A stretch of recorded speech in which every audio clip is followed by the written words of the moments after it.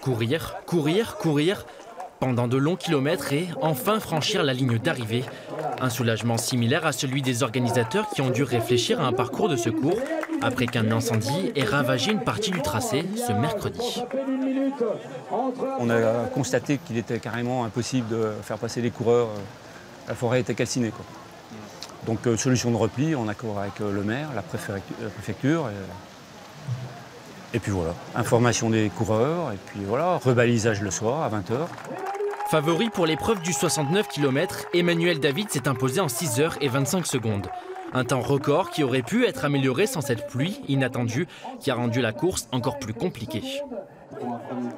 La difficulté, c'est qu'on a des longues portions qui sont roulantes parfois, et puis des passages très très techniques avec des gros rochers, beaucoup de mousse. Et aujourd'hui, forcément, ça a été rendu difficile parce que c'était très glissant. Évidemment, les 1300 coureurs ne sont pas tous des champions d'endurance. Certains n'hésitent pas à mettre le chrono de côté pour admirer le paysage naturel, omniprésent du début à la fin de la course.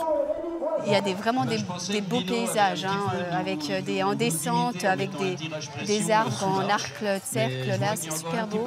Puis à un moment donné, on est plutôt dans la pénombre, on arrive juste à un moment donné dans la lumière, c'est trop beau, en plus il pleuvait, c'était super beau, quoi.